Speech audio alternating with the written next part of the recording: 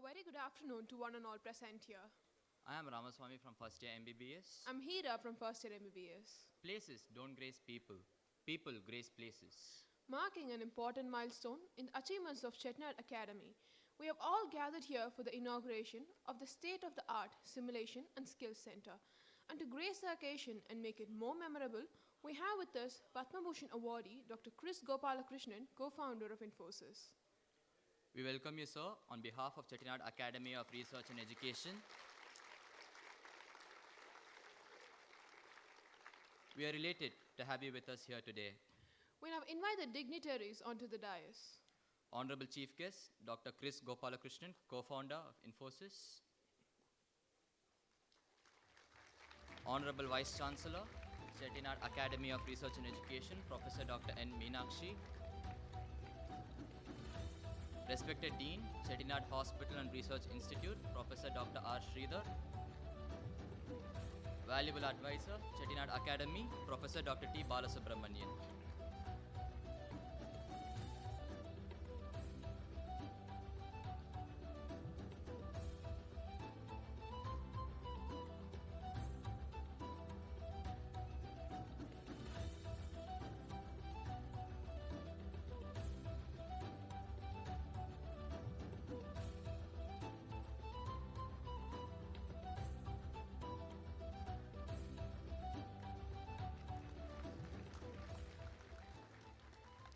A day without prayer is a day without blessing, and a life without prayer is a life without power. We now call upon the students of CARE, Ms. Nandita, Ms. Achaya, and Ms. Samiha to render the prayer song. We request the audience to rise for the prayer song.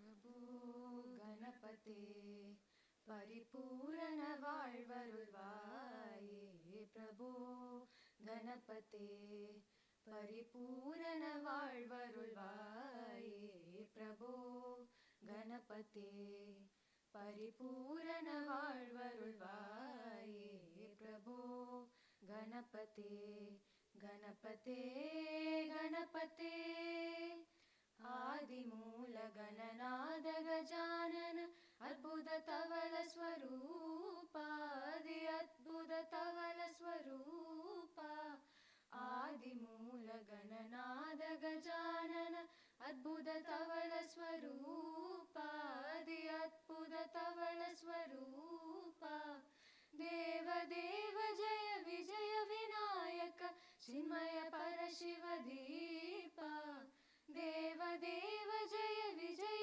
Vinayak चिन्मय परशिव दीपा प्रभो गणपते परिपूर्ण वाळ्वरुळ्वाये प्रभो गणपते परिपूर्ण वाळ्वरुळ्वाये प्रभो गणपते गणपते गणपते गणपते गणपते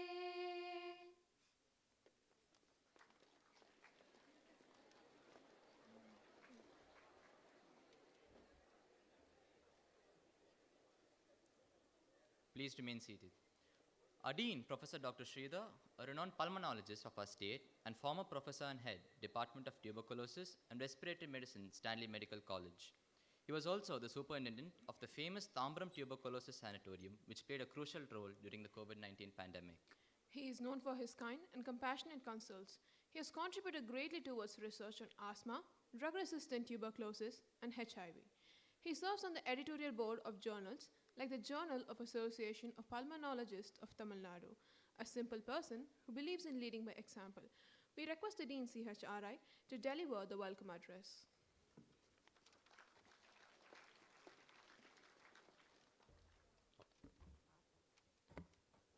Good afternoon, everybody.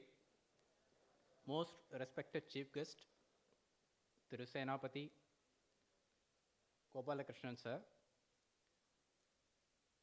our respected Vice Chancellor, Professor Meenakshi Madam, our advisor, Professor Balasubramanian sir, the deans of all the affiliated colleges attached to CARE, our respected Registrar, Mrs. Jayendra Saraswati Madam, our Vice Principal, Professor and head of the departments of all the faculties, and dear students. It gives me immense pleasure to welcome you all on this August gathering. Today is an auspicious day, new moon day of Kartiya month.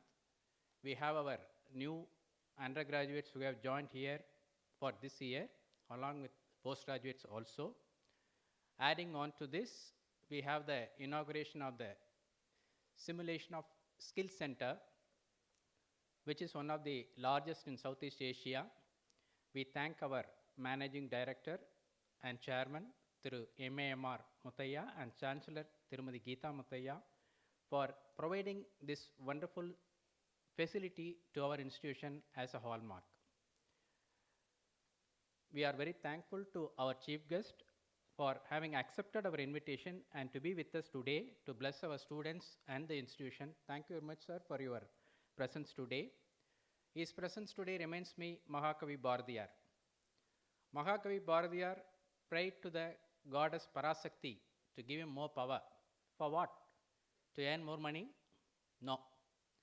He only asked for power to benefit the mankind. மாநிலம் வாழ்வதற்கே. அப்படி மாநிலம் வாழ்வதற்காக வாழ்ந்து கொண்டிருக்கும் ஒரு உன்னதமான மனிதரை நாம் இன்னைக்கு சீஃப் கெஸ்டாக இந்த நிகழ்ச்சியில் பெற்றிருக்கிறோம் என்பதை மகிழ்ச்சியுடன் தெரிவித்துக் கொள்கிறேன். Once again we welcome you, sir. We welcome all the faculty and students once again. Thank you all for joining with us today. Thank you very much.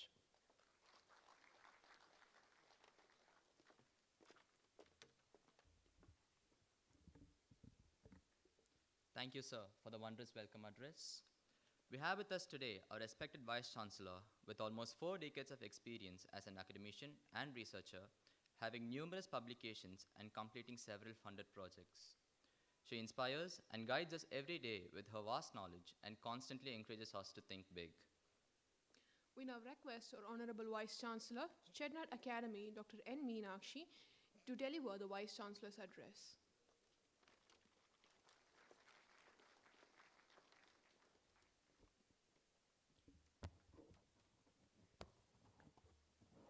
Good afternoon, everyone. Respected Chief Guest, sir, Dr. KRIS Gopalakrishnan, sir, respected Advisor, Dr. Balasubramanian, sir, Dean, Dr. Sridhar, our Registrar, VC, heads of all the departments of our university and all allied institutions, and my dear students and colleagues. It is indeed a great honor and privilege to have you here, sir. Actually, such an eminent person to inaugurate our Chettinad Simulation and SkillCentre. We welcome you once again, sir. Actually, this simulation center was started in earlier, sir, but this has been upgraded now.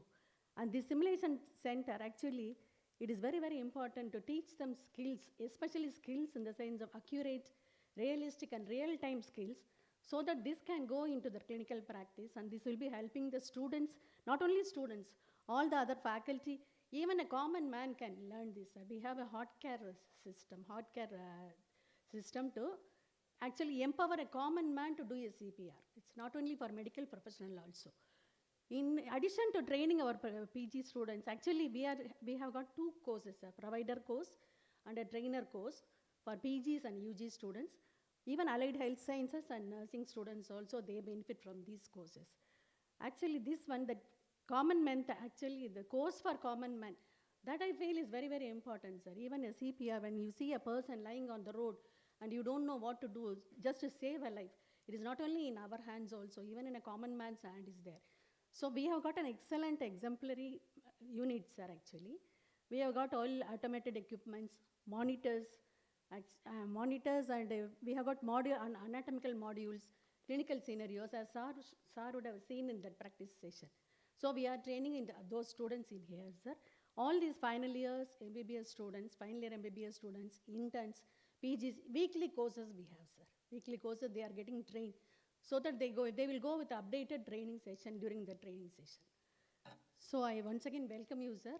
We thank our Chancellor and our Vice Chancellor, Mrs. Geeta Muthaiya, our Managing Director and Chairman, Mr. Muthaiya, for creating such a wonderful facility for us.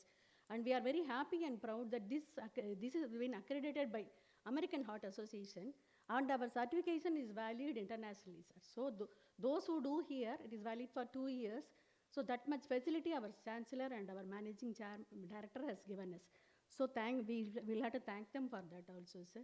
Then once again, I thank you for accepting our invitation and gracing the occasion, sir. Thank you so much.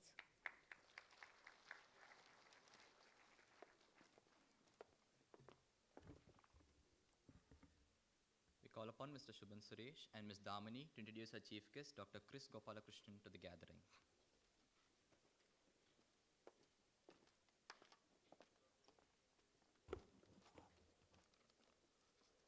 Good afternoon to one and all gathered here. It is an honor and privilege to introduce such a great personality, Dr. KRIS Gopalakrishnan. Dr. KRIS Gopalakrishnan is an Indian billionaire, businessman, and a philanthropist who is recognized as a global business and technology thought leader and for his role in growing the IT service industry worldwide. He was born in Thiruvananthapuram, Kerala, and did his schooling from the Government Model Boys Higher Secondary School and obtained his bachelor's degree in physics from the University of Thiruvananthapuram. He later completed his MSc in physics and MTech in computer science from the prestigious IIT Madras in 1977 and 1979 respectively. Following this, he joined Patni Computer Systems as a software engineer. He co-founded INFOSYS in 1981, where he served as the Chief Executive Officer and Managing Director from 2007 to 2011, and as the Vice Chairman from 2011 to 2014. Following his retirement from INFOSYS, Sir has been very active in promoting the Indian startup ecosystem and philanthropically supporting research on brain sciences, aging-related disorders, and healthcare in India. He has also been on the Board of Trustees for the INFOSYS Science Foundation from 2009 and currently serves as the President of the Board. He actively shapes the technology and startup ecosystem through myriad roles. He is the chairman of AXILOR Ventures, an early-stage startup accelerator and venture fund. He's also the chairman of Itihasa Research and Digital, a not-for-profit think tank focused on the evolution of technology domains in India. He's a chairman of the Vision Group on Information Technology of Karnataka Government and the chairman of CII Center of Excellence for Innovation, Entrepreneurship and Startups. He has served in several leadership roles in research, educational institutions, industries, and startups. To honor his leadership capabilities and his impeccable IT skills, Sir has been bestowed with many awards and honors. Notable among them are, in 2011, the Government of India awarded him with the Padma Bhushan, India's third highest civilian honor, Fellow of National Academy of Engineers, Honorary Fellow of Institution of Electronics and Telecommunication Engineers of India, conferred with an honorary doctorate by the University of Kerala in 2019, IIT Kanpur in 2021, and Hindustan Institute of Technology and Science in 2022. We now request our Honorable Vice Chancellor to felicitate the chief guest.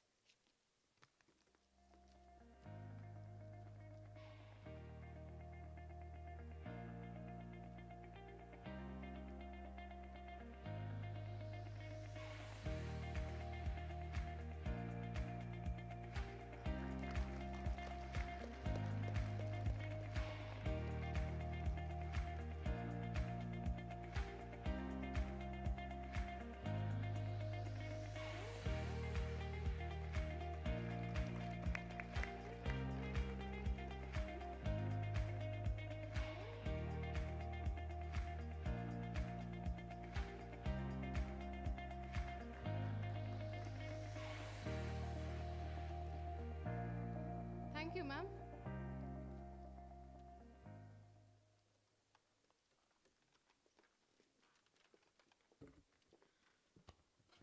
With a built-up area of over 15,000 square feet, the Chettinad Simulation and SkillCentre is Southeast Asia's largest simulation lab. The center is American Heart Association accredited, and more than 25 procedures being taught here, spanning across various fields of medicine for both faculty and students. We request Dr. KRIS Gopalakrishnan to virtually inaugurate the lab. We also request the other dignitaries to join him for the virtual inauguration.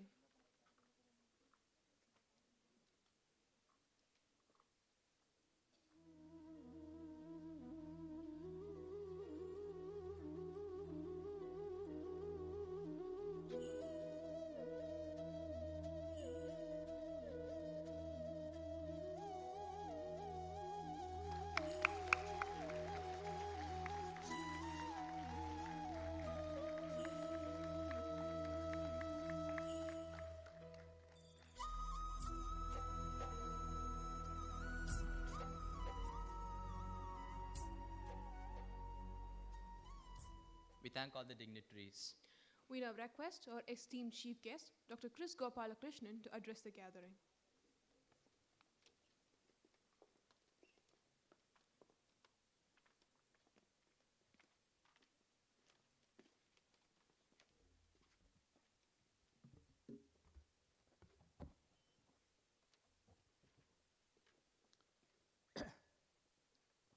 Good afternoon, everyone. Professor Meenakshi, Professor Balasubramaniam, Professor Sridhar, faculty, staff, students. Let me first of all thank Sri Muthaya for inviting me to this inauguration of the Simulation and SkillCentre. I got to walk through and see the demonstration of the capabilities that exist in the center, and not something that I expected when I came here, but I learned a few things during that process, and thank you very much. Congratulations on getting such a sophisticated, such a state-of-the-art simulation and skill center. I'm confident that the students who go through this will benefit from the various simulations that you can go through and learn and become more confident when you actually face a live situation. I also got to see the campus, and I'm actually, I'm thinking, I'm actually pleasantly surprised with the whole integrated approach to education. Having a super specialty hospital, a medical college, a law college, and architecture, all in the same campus. It's good to see such an integrated, multidisciplinary approach to education. What was not mentioned when they read my bio was that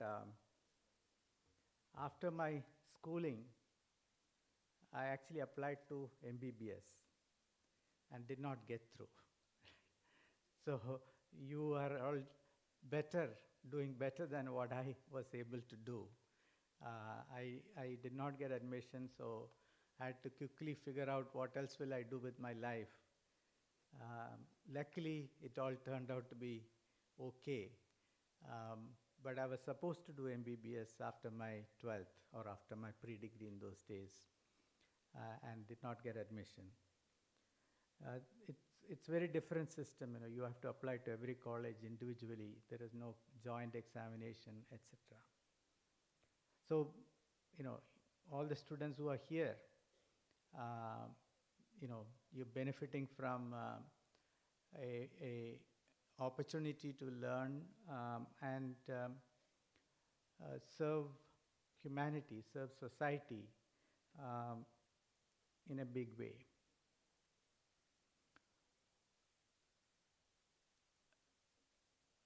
In the last 3-4 years, the focus on healthcare has increased significantly.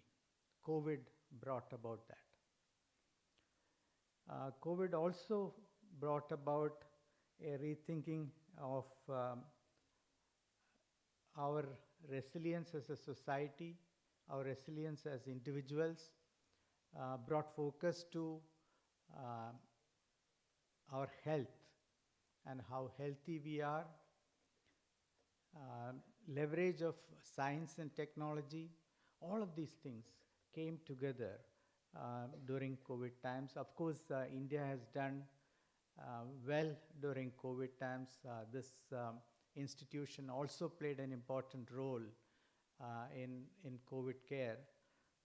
and, and, and institutions such as this, the professionals who are here have actually served our society very well during COVID times. The importance of science and technology came to the forefront because it's using science and using technology that we were able to overcome the pandemic. And India has done better than many other countries because, if you look at, for example, China, they're still struggling with the COVID pandemic, whereas we seem to have gone back to normalcy. Couple of things I want to mention here, and then I'll come back to these later. First and foremost, the vaccine itself, and especially the mRNA vaccine, the technology behind the mRNA vaccine. To actually program a vaccine to be injected into the body to recreate the spike protein inside the body, enabling our immune system to recognize and create immunity, right? Generate the antibodies within the body. That technology, I believe, can be useful to not just create vaccines, but possibly cure other diseases also. The reason I highlight this is the ability to program the RNA molecules to do something inside your body.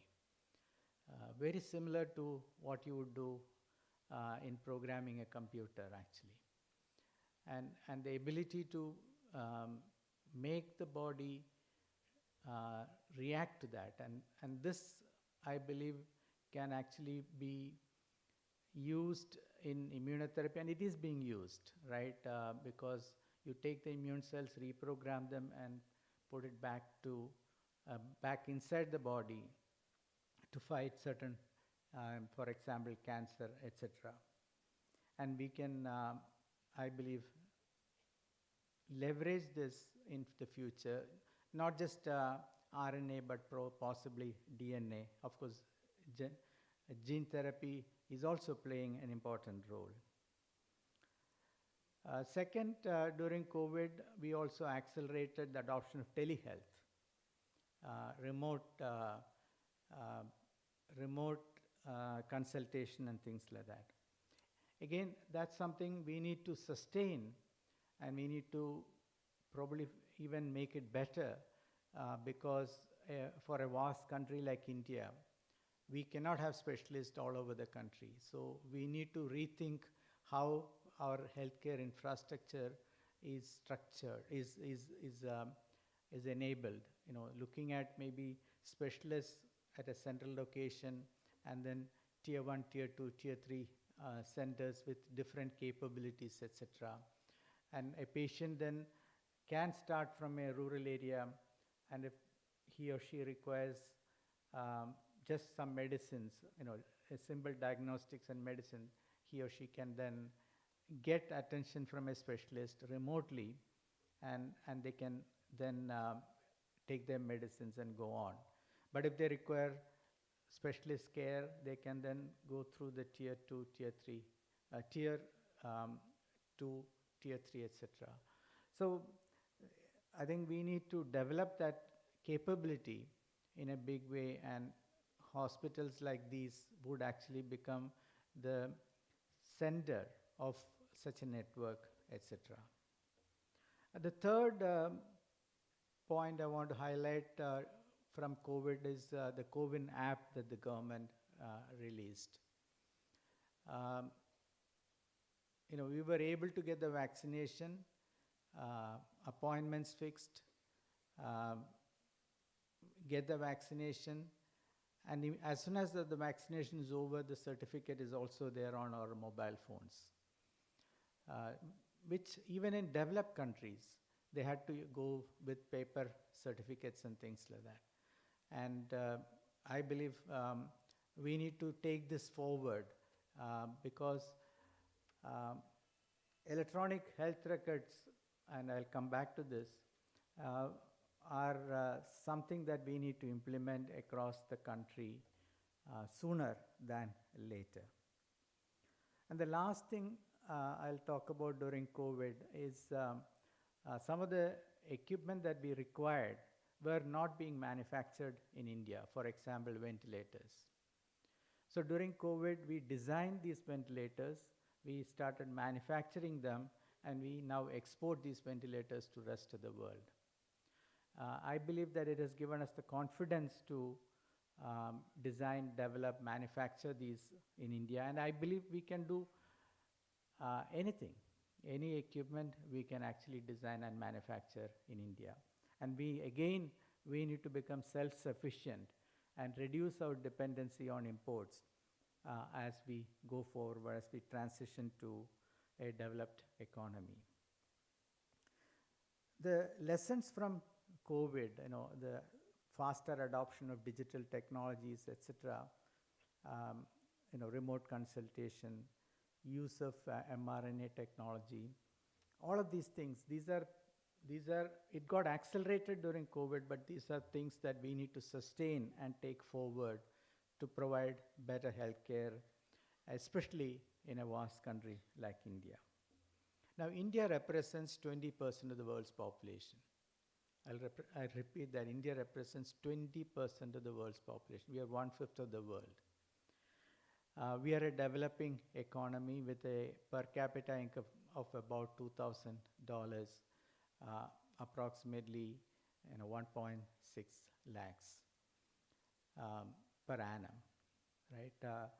And so we are still considered as a low-income country.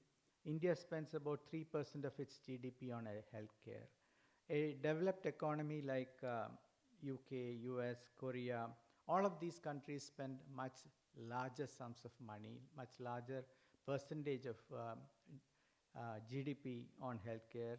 US being one of the highest, the US spends almost 17% of money on GDP. But when you read reports, you find that the outcomes, healthcare outcomes, are not significantly better in spite of spending. They may have better equipment, but ultimately it's people who deliver, and the outcomes are not significantly better. Maybe in some cases where some of the equipment is not available here, some of the cures are not available in India, either because of cost or because of lack of training, etc., not available in India. But except for that, our healthcare system, and we have proven that during COVID, is not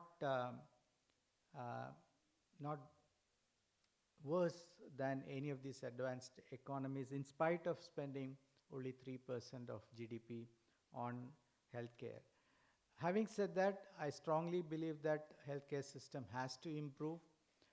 We need to provide access to healthcare to all the people, all the 1.4 billion people in India, the same quality at an affordable price.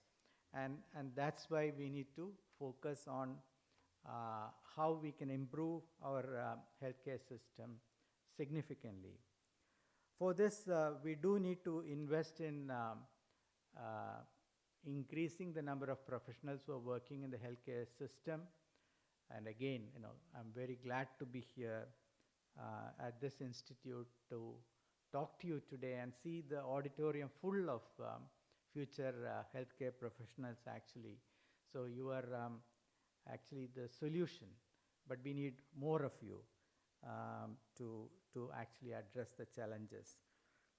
To just give you some data, and I picked it up from some of the reports that are available on the internet. It says that we have approximately 1.16 million, that's 11.6 lakh doctors, 23 lakh nurses, midwives, 12 lakh pharmacists, 2.7 lakh dentists, and then traditional medical practitioners, 7.9 lakh actually. That's one survey, but overall, it's believed that the WHO threshold is 44.5 doctor, nurses, midwives per 10,000 people, and we are at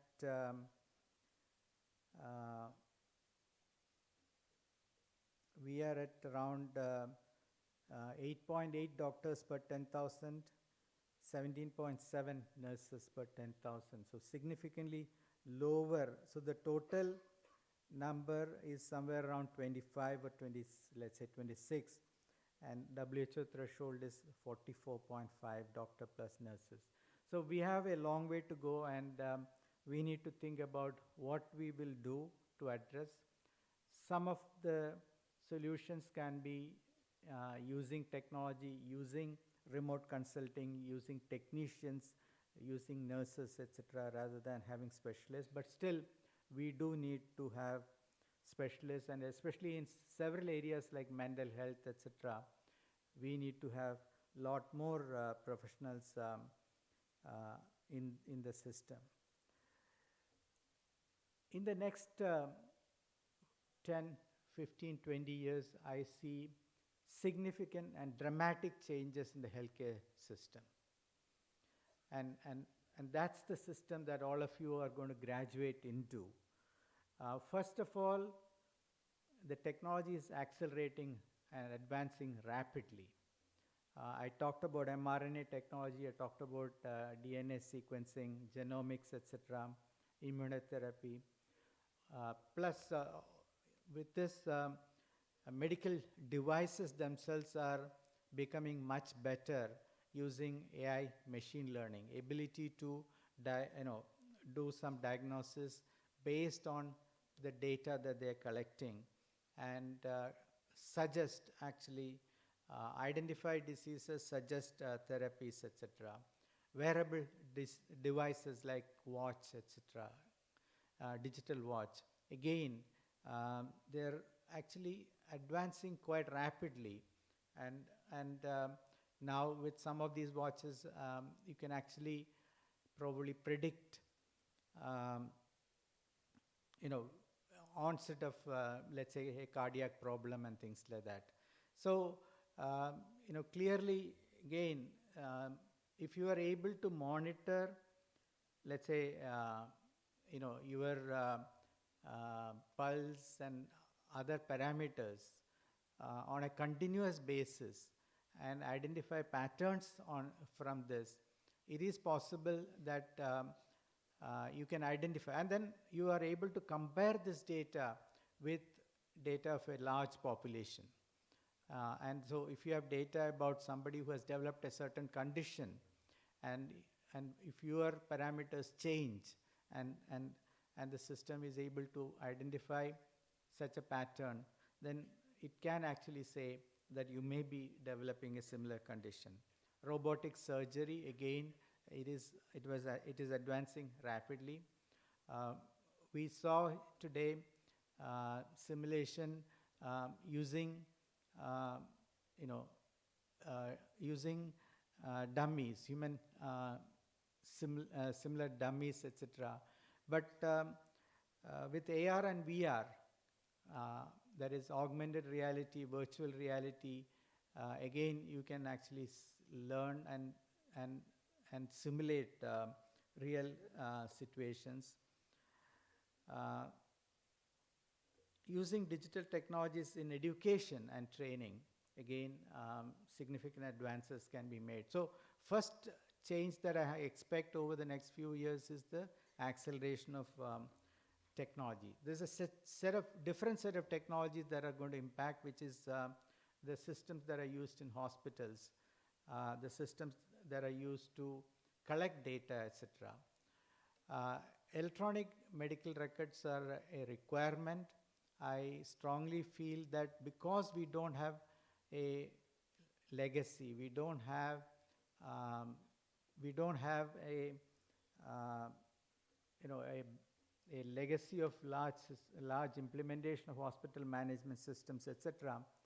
And especially when you go to smaller hospitals, clinics, individual practitioners, there is an opportunity to actually look at a small,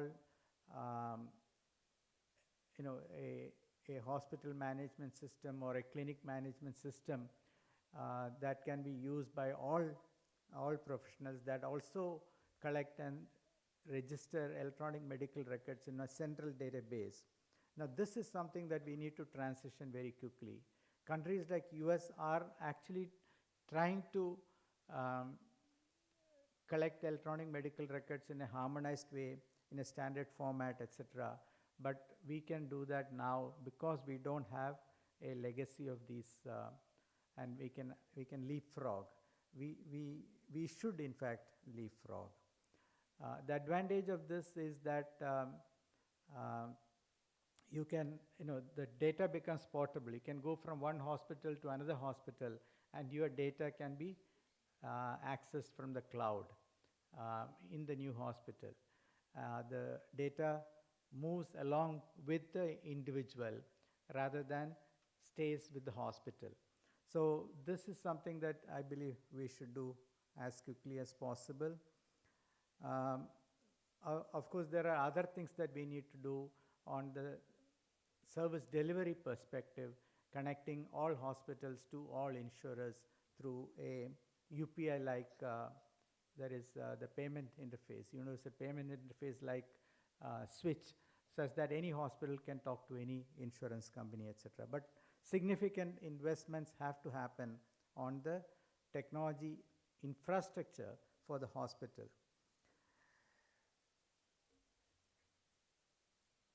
On the disease management or on the healthcare side, the focus should really shift or equally shift from disease management to prevention, wellness, healthy aging, etc. Now, all of us are going to live longer. Most of the students who are here can expect to live to 90, 100 years, etc., maybe even more than that. But then, what about the quality of life towards your later stages in life, etc.? And that's a big question mark, because the incidence of dementia, Alzheimer's, Parkinson's, neurodegeneration, and other lifestyle diseases are causing significant challenges, especially in India. We are seen as the incidence of cardiac-related problems, diabetes, etc., are increasing significantly, lifestyle diseases. And so we need to start focusing on healthy aging, wellness, prevention, so you're all healthcare professionals, you all know this actually, or you're becoming healthcare professionals, but I hope that equal attention is given to your own health as you become healthcare professionals and start thinking about healthy aging, wellness, etc. And this includes also mental health. And I believe that eating right, yoga, meditation, all of these things, it's nothing to do with any religion or something like that. It's to do with health and wellness. There is also a need for research, medical research.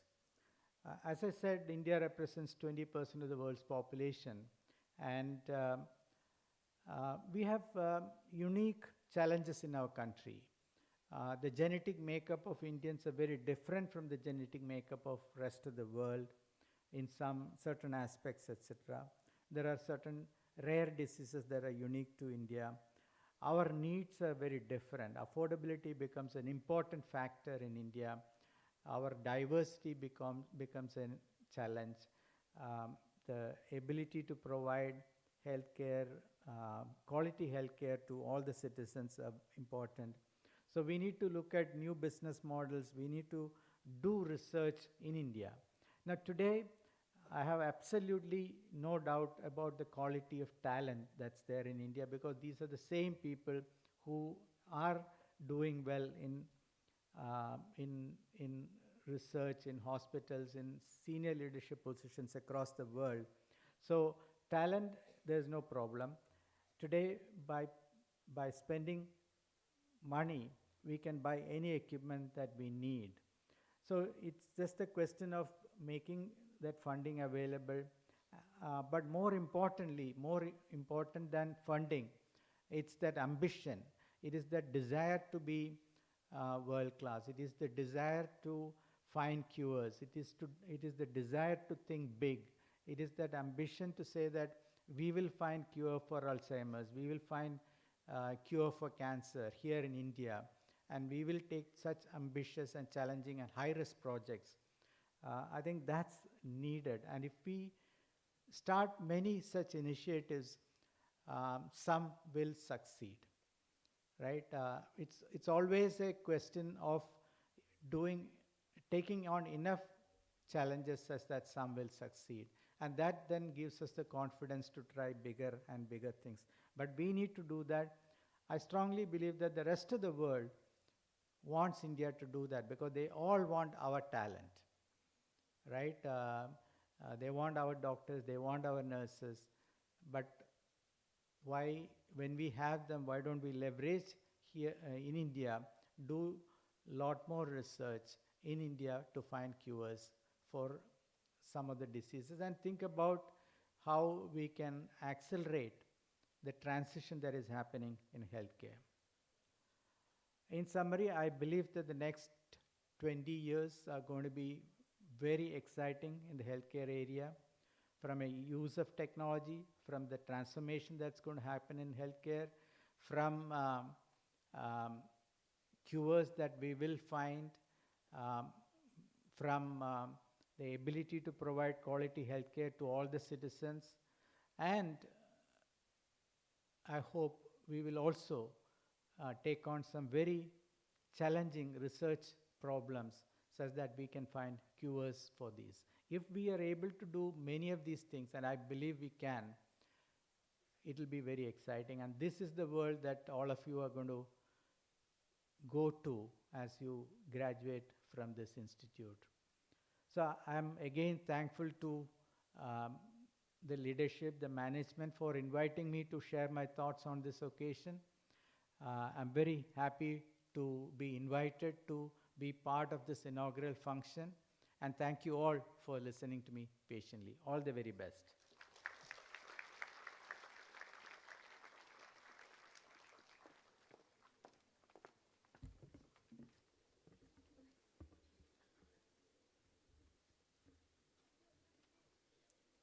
Thank you so much, sir. You beautifully explained the unison of medicine and technology in patient care that we hope to include in the hospitals soon. And we'll definitely follow your line of thinking in using mRNA molecules which can be programmed to cure diseases, healthy aging, medical research pertaining to India. And thank you, sir, for your very highly useful insights on telemedicine facilities in our country and work towards developing the healthcare system in our country. With the national exit test being conducted for the Indian medical graduates, our university prepares the students to face it with confidence right from phase 1 of their medical courses through next coaching classes. To encourage participation and the friendly spirit of competition required to take the exam, we now have the prize distribution for the best performers in next classes. We now call upon Damini and Shivan to take over the prize distribution.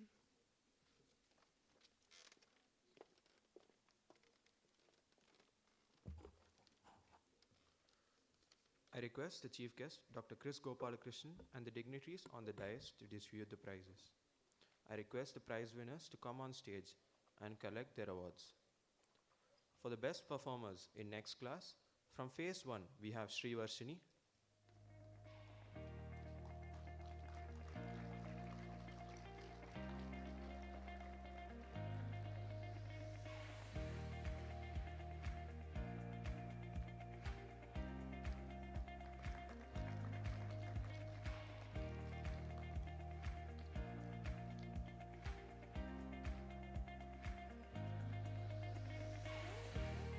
Ramni Ritika AG.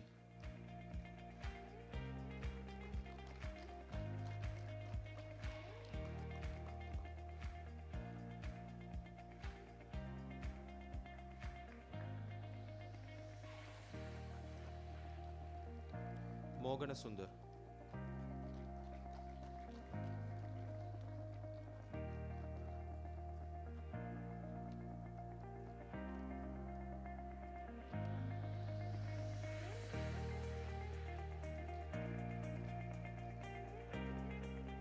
Anju.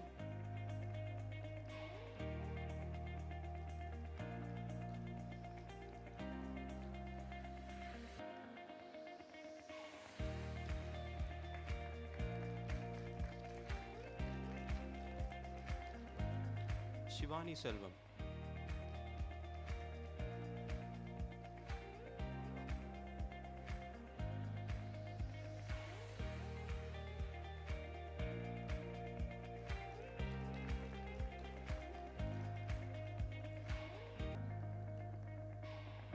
Damodaran E.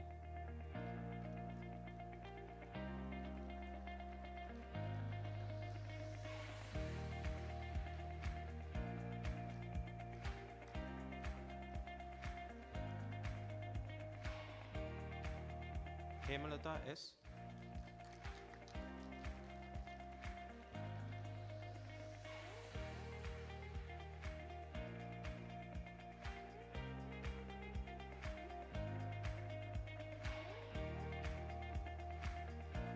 Priyanka Jayashree M.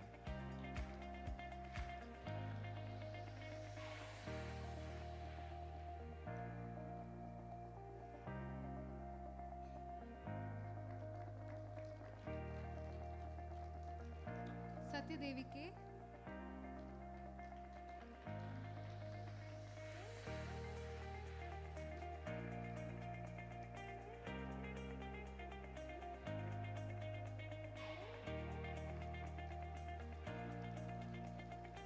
Shriya VS.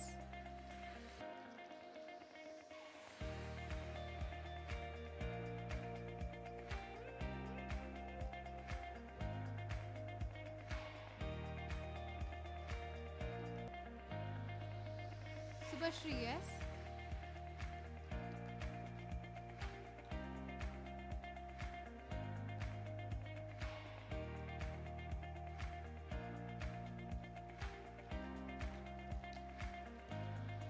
From phase 2, Trisha Murugesan.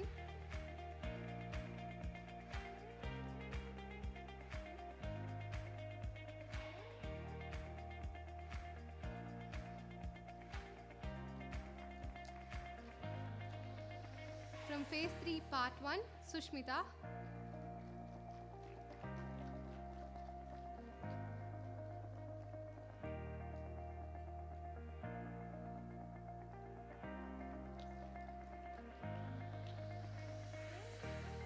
Tanvi.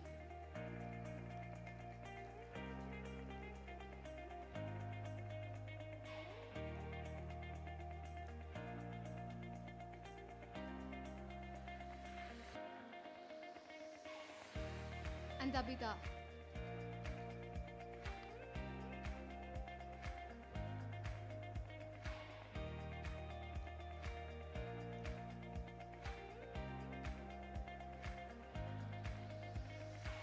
From phase 3, part 2, Tarun Ramachandran.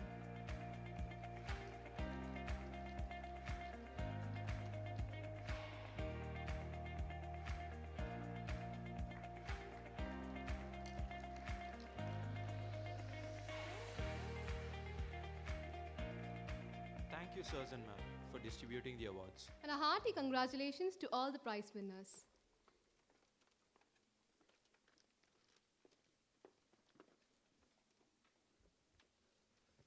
If knowledge is power, curiosity is the muscle. Nagashobika and Rakshana Roshan will now take over the forum for the interactive session of the event.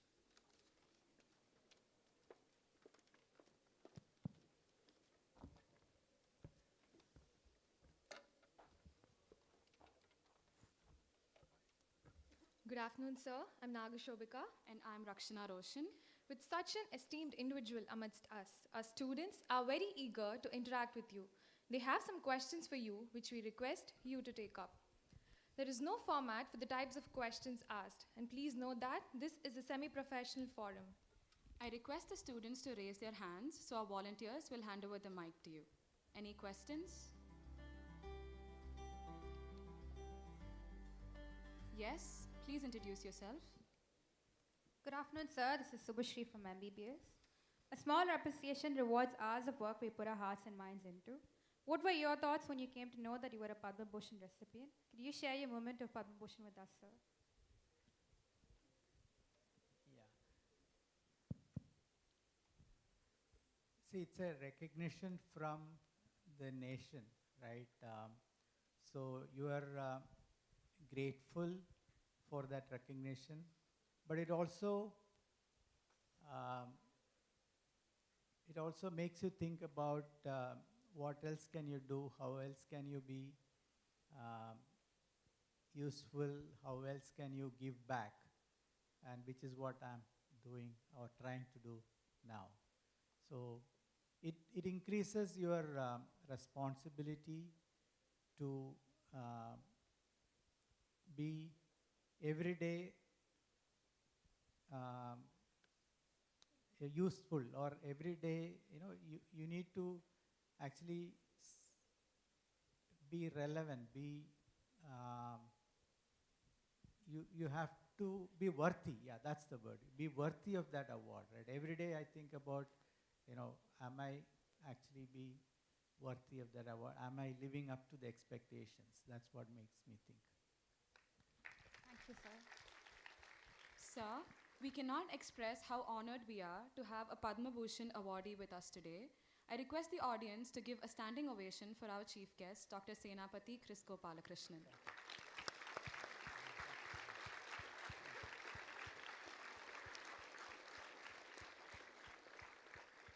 Thank you, everyone. Please be seated. Any more questions?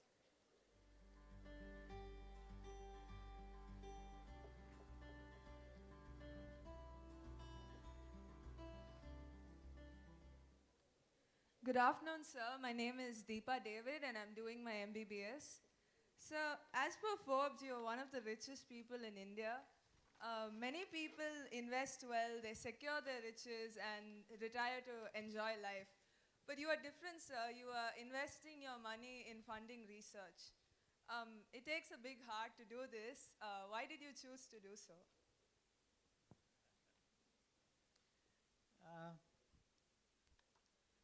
See, wealth is something that can come and go, right? You have it today, you may not have it tomorrow, but you can earn it again. It's something that comes and goes. The real wealth is knowledge. And as we think about India becoming a developed economy, I strongly believe that we have to be the knowledge capital of the world, for which we need to invest in education, we need to invest in research, we need to invest in world-class companies who create products that the rest of the world uses. And so, and I've experienced this. See, I'm part of the digital computer revolution, part of the IT industry in India, which today is world-class. It gets a revenue of about $220 billion, employs 5 million people. It's respected for its quality. It's respected for the companies like TCS, Wipro, INFOSYS, etc. But we should be able to create many such companies. We should be able to create many research institutions that the rest of the world, look up to. Our scientists are going abroad and doing world-class research. Why not here in India? How can we make India be a magnet for attracting the best talent? So that's what makes me want to do something. The knowledge is the real wealth for the country, and we need to work hard to make that indeed happen. It's people who ultimately do these things, right? It's not money. Money is not going to create that knowledge. Money is not going to create. It's people who will do this. And so we need to support the people who make this happen. Thank you, sir. That is truly a generous and mind-provoking perspective, sir. Thank you. Any more questions? Yes.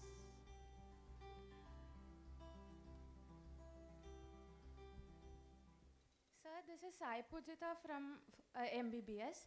I think it's always a pleasure to talk about our loved ones. Can you please tell us about your family, sir?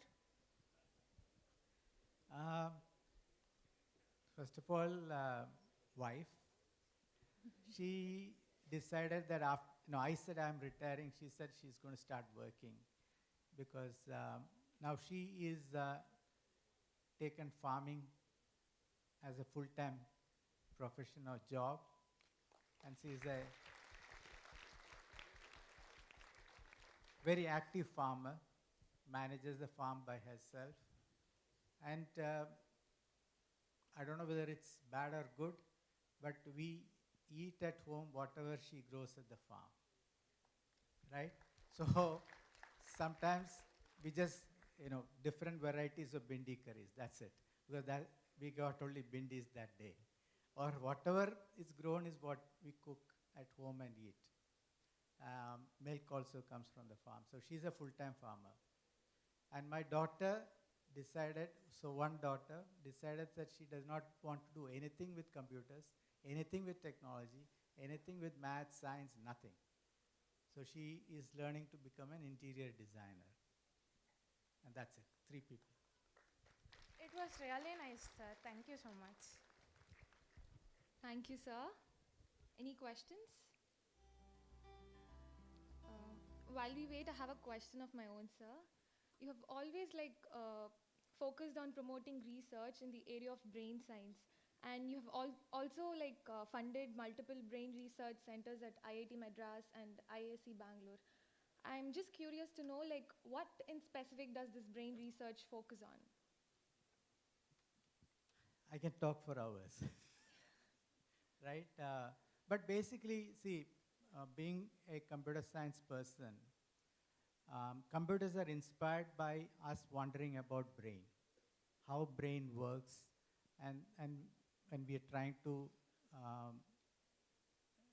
trying to create a machine that imitates the brain or imitates our ability to think, process knowledge, etc. But we still don't understand how we do it, how the brain works. We don't understand it fully, how the brain works, what makes it work, actually. It's an organ that's about 2 kg in weight, consumes 20 watts of power, and a computer which has similar capabilities will consume 300 megawatts of power, will be, several kilograms in weight, and probably it still won't have the same capability as a human brain. That's one aspect of it, and so understanding that and understanding how the brain works, I believe can create better models of computing for the future, which is less power hungry, which is more capable, and can do many more things. The second aspect is the aging of the brain and why we develop neurological disorders, etc. What changes and what causes these problems, because that's a huge issue for society. In India, we have about 5 million people with dementia. That's 50 lakh people with dementia. That number is increasing, and the social cost is huge. You spend about 20,000 rupees per month, if you have somebody at home who has a dementia, in terms of medicine, in terms of support, help, etc. But if you are not able to do that, then you end up spending that money and you end up not treating that person. And that social cost is huge. I have, anybody I talk to have had personal experience with somebody in their family who has had dementia, etc. And so I thought investing in research and understanding that and maybe finding a cure will also be a good cause. So that's what prompted me to support brain research. It's the last, one of the last unknowns. You know, there are many, many unknowns, but it's one of the last unknowns. And there are many other philosophical aspects to the brain. Like I said, I can go on talk for next few hours about it. I'll just leave a thought with you. We are creating machines that are becoming more intelligent day by day. We can create life in the lab today. So it means that we do not require evolution, we do not require nature anymore to create life or to create intelligence. We will actually end up, if we create more intelligent machines, we will end up having to compete with machines that are more intelligent than human beings. How do we live in a world? Humans have actually conquered all other living beings. You know, we are more in number, and we have conquered all other living beings in the world. And so how do we live in a world where we have more intelligent beings than us, or more intelligent machines than us? That's also a question. What work we will do, what job we will do if machines take over? There are lots of other interesting questions to answer, and that's one of the reasons to look at brain sciences. Thank you, sir. Thank you, sir. I have a follow-up question, sir. As complex and interesting brain itself is, that explains your interest in funding the research on brain. Would you be interested to fund research on any other vital organs, sir? See, interested and having the means to do that is two different things, right?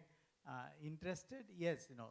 See, human body is extremely complex. We still have not understood several aspects of the human body yet. You may all know, right? We have more foreign living beings inside our body than outside. We have more foreign bodies inside our body than cells in our body, viruses and bacteria. You know, it's estimated that some trillion viruses and bacteria are inside our body. Right? What do they do? How do they coexist? How, will we live? Will we function if we take them out? So there are so many things that we can do. But as an individual, as a small family philanthropy, there is only so much I can do. Focus is important, right? So I'm supporting brain sciences and brain research. Let somebody else support something else. Thank you, sir. Any more questions?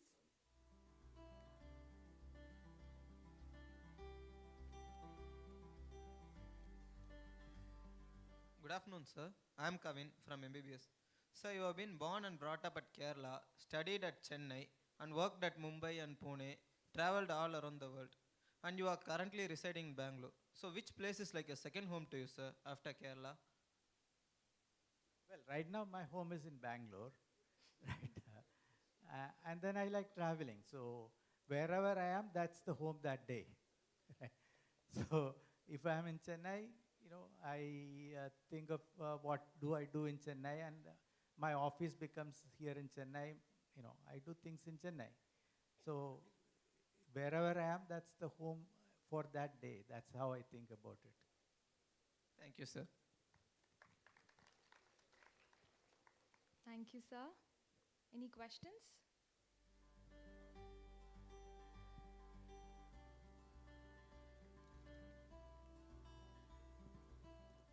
Good afternoon, sir. This is Sarnisha from MBBS. So the book co-authored by you, Against All Odds, The IT Story of India, is said to give the readers an anecdote-rich history of Indian IT over the last 6 decades. So, can you share your favorite anecdote from that book, sir?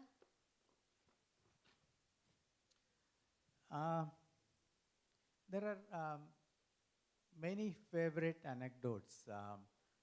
How IIT Madras got the second largest computer in the world.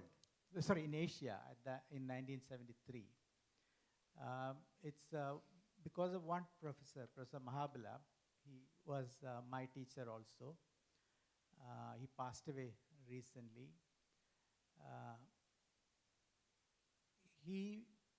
First of all, he started the computer science department in IIT Kanpur, and from IIT Kanpur, Professor Rajaraman was also there. He went to Indian Institute of Science. Professor Mahabala came to IIT Madras, started the computer science department here. And then every other IIT bought a computer that's affordable, that's small. But Professor Mahabala decided that he will buy the biggest computer. Whether that they use it or not, he will said, I will find use for it. And he decided to buy the biggest computer that he can buy. He convinced the government of India to support it. He convinced the German government to fund it. And they got the second largest computer in Asia, not just in India, but in Asia in 1973. I was lucky to study computer science from 77 to 79 at IIT Madras. So there are many such incidents. And when IIT Kanpur got the computer, it landed at the Kanpur airport, Lucknow airport, I think. But then they used a bullock cart to take the computer to the IIT Kanpur because they thought that if they took it in a truck, the vibrations from the road would actually spoil the computer, right? So they took it on a bullock cart. So there are so many stories like this. When they reached the computer center, they found that the door was too small. So they had to break the wall. And there's a picture of that in the book, actually. They had to break the wall to take the computer inside. All stories. But the important thing is, one of the reasons for writing the book is to show that we can do world-class things in India. We are not any less than anybody else anywhere in the world, right? All we need to do is have people with vision and make that indeed happen. We are still not a, low-income country, but we are able to do that in India. So we should think about that, how we can become world-class in every aspect of life and everything that we do, how we can be world-class. Thank you, sir. Thank you, sir. Any other questions?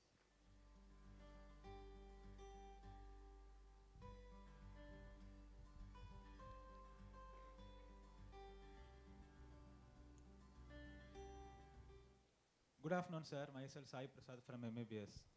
We are curious to know about your experience during early days of INFOSYS. Can you kindly share a memorable experience, sir? See, INFOSYS was started in 1981, long back. And the country was very different, closed economy. Can you imagine living without internet? Living without a mobile phone, right? I think your generation probably believes that you are born with a phone in your hand, right? Right, and you believe that internet was always there. So that was, plus of course, no venture funding, no risk funding, so you have to bootstrap the business. But from day one, we decided to compete with the best in the world. INFOSYS started as a company exporting software services from India. We developed software for a company in the US, sitting here in India. We would ship the software on magnetic tapes because internet was not there. Telecommunication links were not there. So we would develop the software, ship it on tape. We'll send 2 copies, one with one courier company, another with another second courier company, because at least one will reach there, right? And then we would fly out to install the software, support the software, etc. Interesting days. Thank you for sharing, sir. Fortune indeed favors the brave. Thank you, sir. Any questions? And luck also favors the prepared mind. Yes, sir.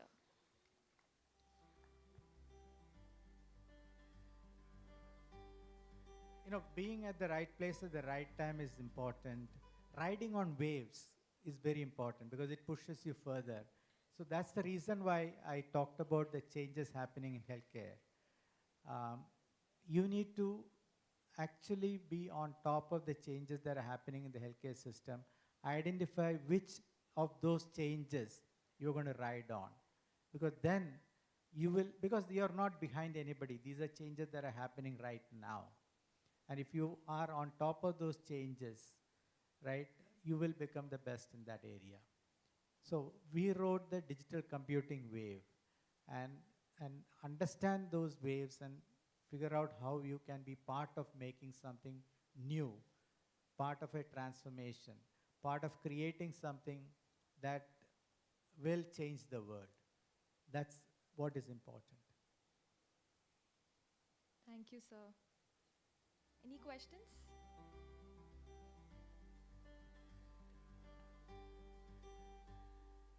Good afternoon, sir. I'm Nandita from MBBS. Our university has strict norms when it comes to exams. No shoes, no watches, thorough frisking procedures to ensure we don't sneak anything inside the exam hall. Have you had any mischievous exam experiences that you reminisce, sir?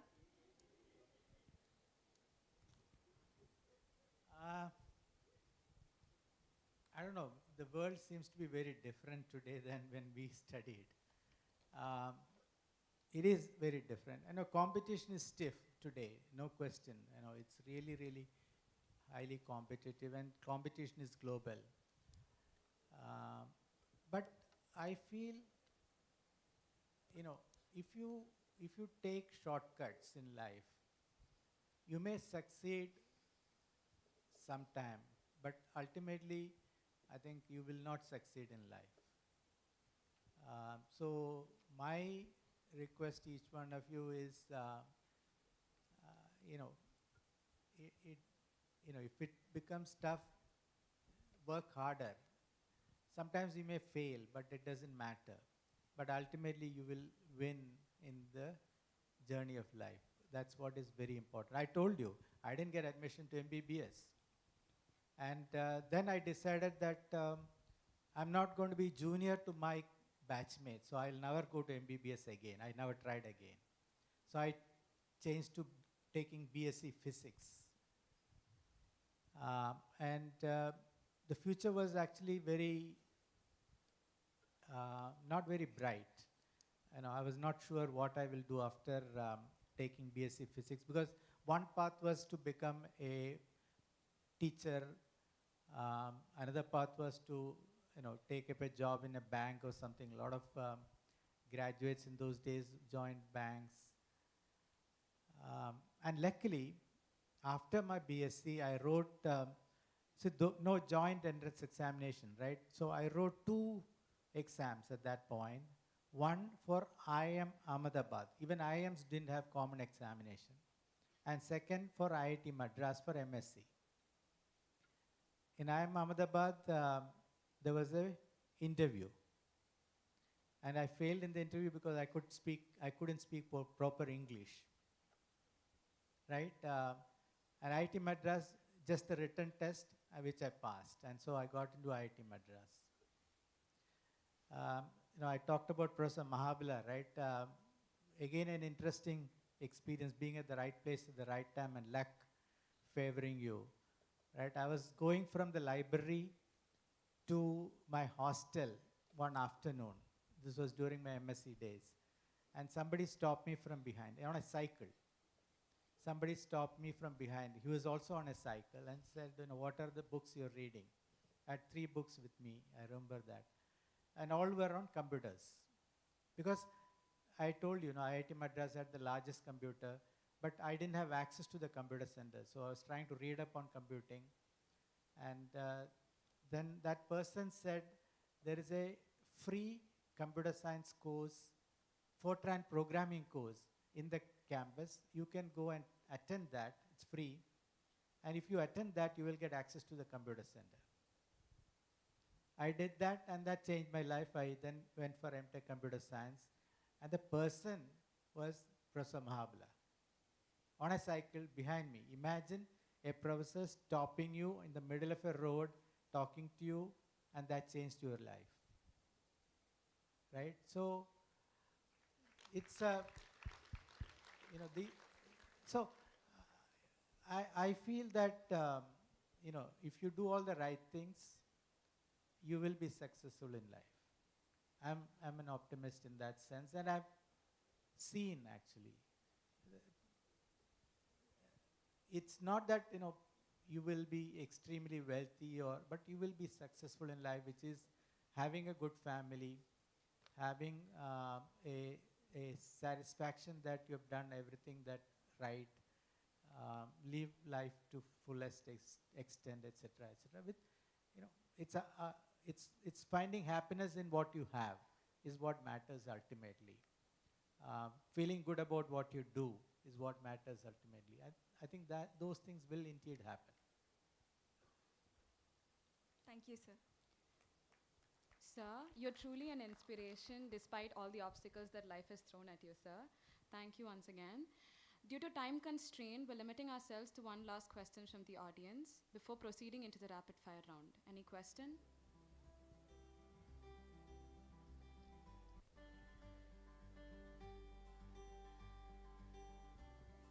Good afternoon, sir. I'm Damini from MBBS. Sir, I have written down a question for you. You have always expressed the importance of startup being the very driving force to boost our economy. AXILOR Ventures invests in 8 to 12 startups every year, between $500,000 to $750,000 in each startup. Multiple startup ventures have been funded by you: MedGenome, Karkinos Healthcare, Acco General Insurance, to name a few. So if we from a medical background have startup ideas, what are the criteria that you have in your mind so as to enable our students to get funded by you, sir? It's not me, right? There are a large number of people who are funding startups now. Again, it's the desire to see world-class companies emerge from India, and these will come, in many cases, from new businesses that are created, from startups. The ability for startups to take higher risk is the reason why you find that disruptive models, disruptive products, disruptive ideas come from startups. What we look for when we fund a startup is the idea transformative? Is the idea unique and different? Who are the founders behind this idea? Have they passion? Are they willing to sacrifice everything to see their startup become successful? You don't think of a startup saying that I want to be rich. That happens if your idea succeeds. That's not the path to become wealthy or rich. It's about trying to change the world, trying to transform, etc. Then third is to look at have they thought through the business plan? What will happen first year, what will happen second year, what will happen third year, how much money do they require, and does it seem plausible? Is it making sense? Those are some of the things that we look at. Of course, each investor will have an area that they will invest in. Again, they will not invest in everything that comes to them. So they'll pick and choose certain areas because they want to build a portfolio in that area. So they will invest in certain areas and build a portfolio in that area. So. Thank you, sir. Thank you, sir, for patiently answering our questions. Now the rapid fire round starts. We are very sure that you won't take much time to think and answer, sir. Was there any nickname that you were known by in your school or college or at INFOSYS, sir? KRIS is a nickname only, right? Sir, can we get to know the story behind it? It also came from IIT Madras only. When I joined the computer science department, as a student, you have to use a user ID. So Gopal was taken, Gopi was taken, Krishnan was taken, Krish was taken, I was left with Chris. And then my friends started calling me Chris. And when I went to the US, I started using as my first name. Because Senapathy is my father's name. You know, in South India especially, you have father's name and your name. So Senapathy is really my father's name, right? So that's not my first name. So I started using Chris. Thank you, sir. Thank you, sir. If you could switch lives with one person for a day, who would it be? I don't want to switch with anybody. I'm very happy being who I am today. What is something you always travel with, sir? Right now, mobile phone, right? I don't think we can live without our mobile phones today. Yes, sir. So we will, for a moment, take you back to your pre-university days. If you had pursued medicine as your career option, in which field would you have specialized? Very difficult to answer because I really don't know what my life would have been actually. So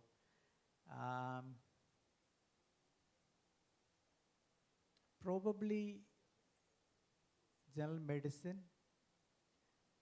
because that's what I'm trying to focus on today to see whether we can get general practitioners practicing again. I still remember anything happens at home, we would actually go to our family doctor, who's typically a general practitioner. And then he would decide what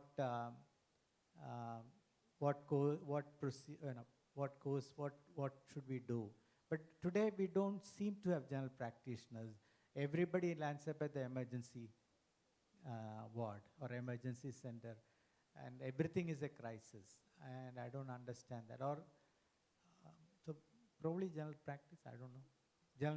Internal medicine, yeah, general medicine. So do you have any inspiration from that specialty, from a general medicine, a physician? Again, I do remember some of the doctors that supported us and things like that. And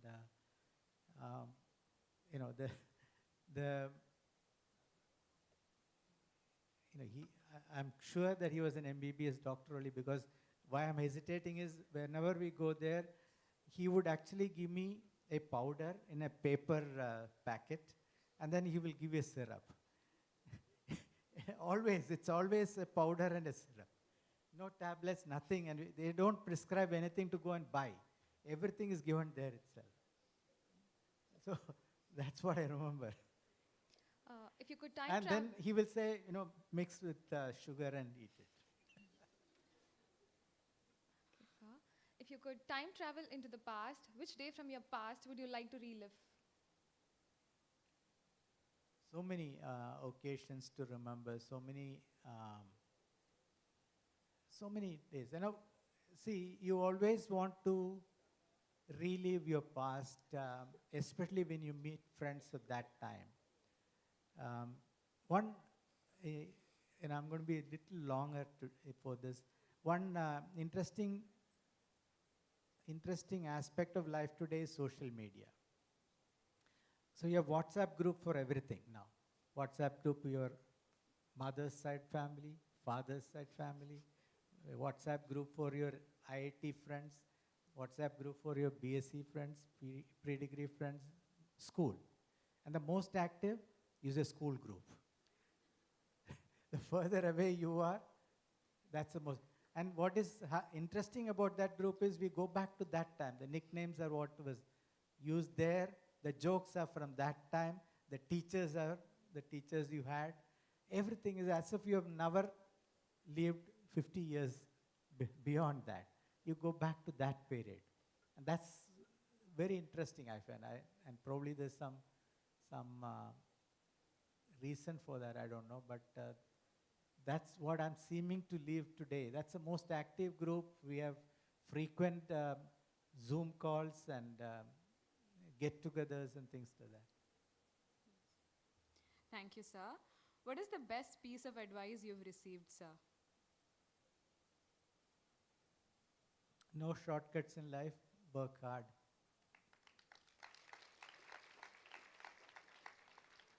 True, sir. What advice would you like to give our students? The next 30 years are going to be even more exciting. I told you this already. And you have to decide what you want to do with your life. Whether, when I talk to computer science students, and I talk to computer science students a lot, people talk about self-driving car, right? So the question I want to ask them, I have to now translate that to healthcare. The question I ask them is, do you want to be a passenger in a car that's self-driven, or do you want to create that car? That's what you need to decide, right? What role will you play? You just be a passenger, passive passenger sitting at the back and getting driven around, or do you want to actually make that car? So that's the opportunity that is in front of you today. So similarly, there's a lot of breakthroughs that are going to happen in healthcare, a lot of transformation. Healthcare will be very different in the next 30 years. And so what role will you play is the question that you need to ask, and you need to work hard to make that indeed happen. Thank you, sir. What are the 3 things you can't live without? Again, definitely phone, I can say. Family, close family, very important. Again, and this only recently struck me. Every single day, there are people helping you. Okay, somebody is driving you around. Somebody is opening doors for you. You are all there. Nurses, doctors treat you. So many people are helping you every single day, and we don't fully appreciate that. You are here today because of lots and lots of people, including your parents, including your teachers, including your friends. Everybody is helping you every single minute. You are not here because of you. You are here because of a lot of people around you. We forget that actually. It's sometimes doesn't strike you, but it's a very, very powerful thing, which means that you also need to help others. And you need to be thankful. You need to be grateful every single day to the hundreds of people who are helping you every single day. This program is being run, so many people are doing so many things. Yes, sir.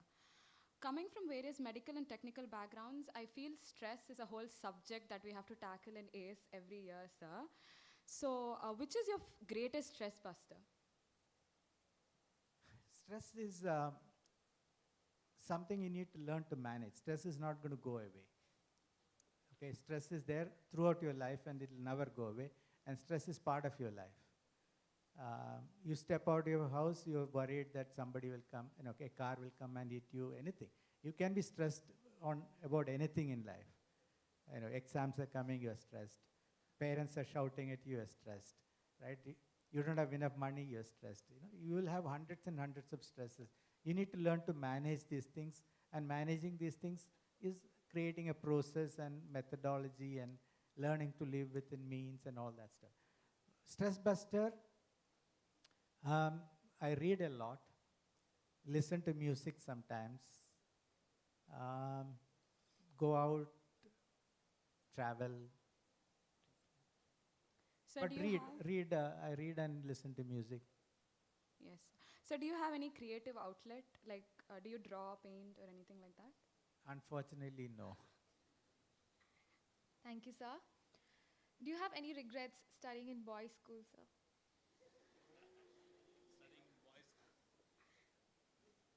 Any regrets?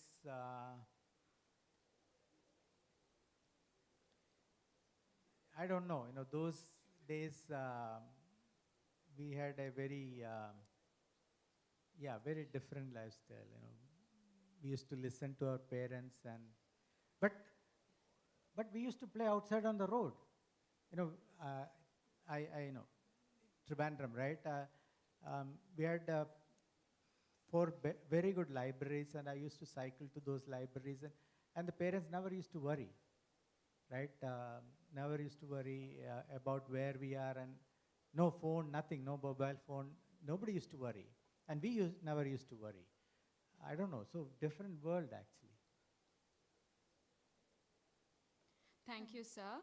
This entire day won't be sufficient to ask you all the questions that we had come up with. We thank you for being here with us today and answering our questions with a lot of patience. We also thank these students for coming up with these questions and for their support in conducting this session. We now hand over the mic back to Ramaswamy and Hira. Thank you. Thank you. Thank you all very much. Wonderful questions. Loved the interactions, and I again wish you all the very best. Having whatever I said, I strongly believe that you are better equipped than we were. You are smarter than we were because you have all the knowledge till now with you, and a lot more is also expected of you. If India is where it is today, India has to become a better place, and that responsibility rests with you, right? So a lot more is expected from you also, but I am confident that you are very well prepared and you are equipped to meet those goals and things like that. Thank you very much.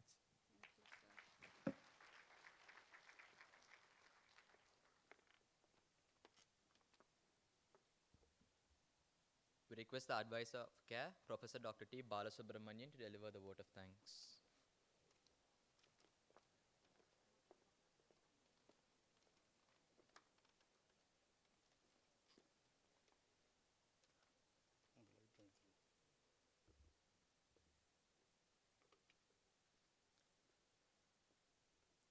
Esteemed chief guest of this day, Padma Bhushan, Dr. KRIS Gopalakrishnan, Honorable Vice Chancellor of our university, Madam Meenakshi, dynamic Dean of our CHRI, Dr. Sridhar sir, dedicated members of the Board of Management, Dean, faculty members, Vice Principal, Registrar, Deputy Registrar, and my beloved students, good afternoon, every one of you. This day is a most memorable day, and this day can be marked as a red letter day in our history of Chettinad Academy, as we got a wonderful facility, wonderful opportunity, the skill lab that is being dedicated for the benefit of the faculty as well the students, and the kind of facility that is being given today is being inaugurated by our chief guest. Really, we are very fortunate, because right from the comparer, right from the speech of the Vice Chancellor and Dean, as well the talk delivered by our chief guest, fairly indicate how busy he is at this age. He's a terribly busy person because his commitment is many, but despite all those things, because of the passion for academics, because of the passion for research, our Padma Bhushan, Dr. KRIS Gopalakrishnan, accepted our invitation and inaugurated our facility, and he also delivered a scintillating speech, and above all, his interaction with the students was really awesome, and the students and others, they will get a lot of benefit. And let us give a very big hand in praising our chief guest.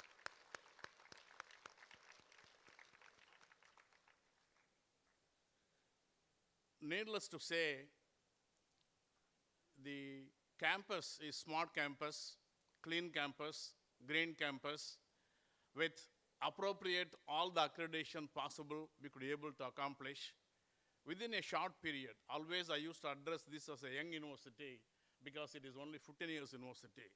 And you take it in any front, whether it is academic teaching program, a research program, extension activities, we are not second to anyone. And that was made possible how? Imagine we have such an excellent infrastructure. The creation of infrastructure that is being made by our management, especially a single person, I would say, that is our managing trustee chairman, Dr. M.A.M.R. Muthaiya. But for his far-sighted vision, this campus would not have formed. And he is adding the facilities one after another. And today is the facility for the skill lab. And maybe shortly we are going to have our oncology facility. And we don't know the aspirations of our MD, our chairman and chancellor, both the husband and wife. They have the total passion for developing this university as a world-class university. I'm sure, definitely, the kind of involvement and dedication of the faculty, of each and every individuals who are contributing in the hospital as well as in the academic program will definitely make this as a world-class university. And let us give a very big hand for the appreciation of our MD as well as Chancellor for creating such a wonderful facility, investing 5 crores only for the skill lab, approximately, for the phase 1. Phase 2 is still remain. And that is the kind of thing. So we are all really fortunate to have such a wonderful infrastructure in this campus. And the skill lab that is being, again, inaugurated by none other than our golden hand, Dr. KRIS Gopalakrishnan. We are really fortunate. And the whole thing is made possible how? The administration is geared up for that. See, we have our dedicated registrar. In fact, it is her dream plan. I said in the last meeting, she had the dream to invite the director IIT. She made it. And even before that, she has the aspiration to invite Dr. KRIS for one of our function, and that too for a more appropriate occasion, and that was made successful. So let us give a big hand to our dynamic registrar, Jayendra Saraswati. And needless to say, there are 2 or 3 important persons behind every activities. That is, one is our dean. Today is assuming as dean today, I think, first day. And really we are fortunate, and he is fortunate to inaugurate this under his leadership. As well, his contributions, his guidance for developing research in this campus is phenomenal, I would say. So that way, we have a wonderful dean, as well as our vice chancellor. They are the guiding spirit. And to help these 2 dynamic persons, we have our vice principal Arun, as well as our deputy registrar Mengana Kumar, and other deans. They ably give their support, unmindful of the timings rather. So let us give a big hand to the entire administrative setup in this campus. And fine, infrastructure can be created, the facilities can be upgraded, but who has to use that? It should go in the right way. We should have the appropriate, because we claim that it is AHA accreditation, the American Heart Association accreditation, we got it. Fine. Should go to everyone. Who has to train? Who has to build the cat? Money is there, facilities created, and that is where our Dr. Swami and his team, they made an excellent job. The last 1 year, slowly they created the facility, and then they added. Now, with the support of our management, they could be able to make all in one place, and thereby we are going to have the best excellent accreditation certification, because our chief guest knows very well the need for certification. Because in the IT faculty, it is not only your qualification, what is your certification? They always ask. And the graduation, postgraduates, when you go with this kind of certificates, definitely you'll be preferred compared to others. That way, we are so thankful to Dr. Swami and his team, and let us give a very big hand for him for his dedicated services, and let him continue his services this way. And I mentioned about the role of the BOM members. The BOM members includes our first Vice Chancellor, and probably many of the youngsters, the newcomers, they would not have known who is it. That is our Raju Madam. She is very much here for the day, and he always come, and his interest and ambition is to develop good, the health workers, I mean the doctors who are very efficient. That is her motto. And right from the beginning, she is attached with this institution like me. We are similarly the Dr. Surgeon Radhakrishnan also. So there are a couple of people we are attached with this university. We are affiliated. Maybe from the beginning, we will be with this till the end of our life. And it's a wonderful day once again, my dear young students, the organizers, the faculty, and above all the management. Let us give a very big thanks to everyone, and thank you one and all.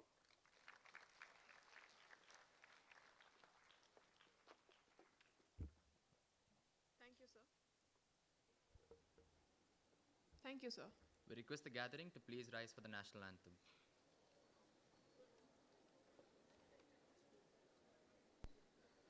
Jana Gana Mana अधिनायक जय हे भारत भाग्य विधाता पंजाब सिंध गुजरात मराठा द्राविड उत्कल बंगा विंध्य हिमाचल यमुना गंगा उज्जल जलधि तरंगा तव शुभ नामे जागे तव शुभ आशीष मांगे गाहे तव जय गाथा जन गण मंगलदायक जय हे भारत भाग्य विधाता जय हे जय हे जय हे जय जय जय जय हे.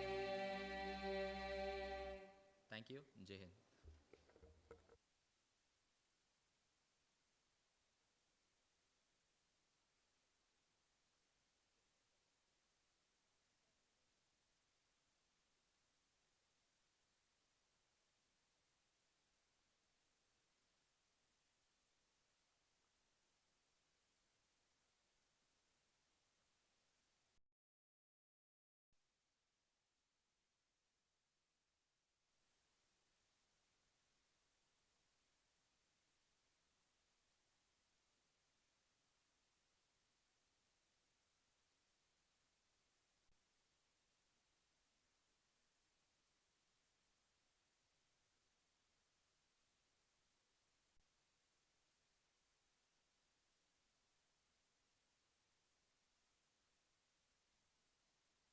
MBBS alone, we have in 1 year 250 students. The maximum that is permitted. MDMS in a year approximately 126 seats. DMMCH about 26.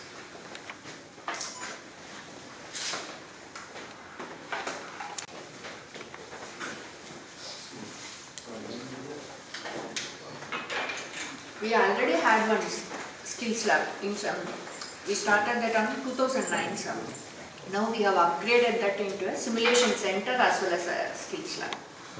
Using technology. Yes, Yeah. yes, sir. A certificate of training, right? Yes. Yes. With a validity period of 2 years. We need to keep updating ourselves.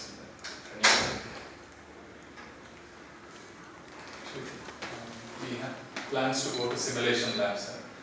We'll have a rounds there. Okay. Then lunch and then the programs. Shall we? Sure. Will we come back here? Yeah, it's actually in the third floor. Sir, will come. Or will No, you will not carry, sir. You can leave it here. Leave it here. Yeah, safe. Absolutely safe. You can leave it here. iPad is there. Yeah, no issues.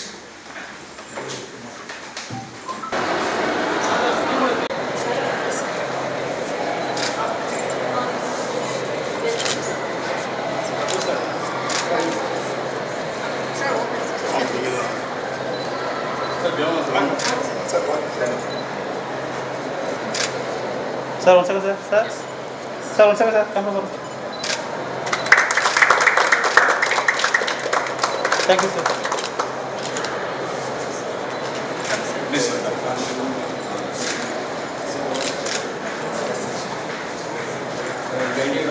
This is Chettinad Simulation and SkillCentre. This lab is built in an area of 15,000 square feet.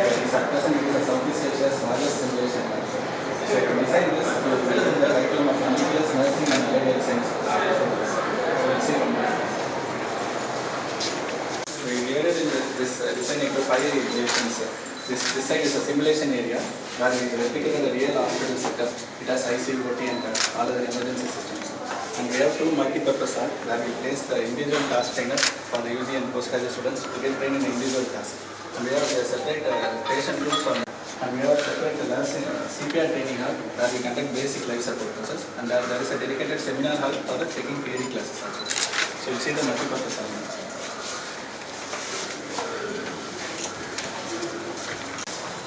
Good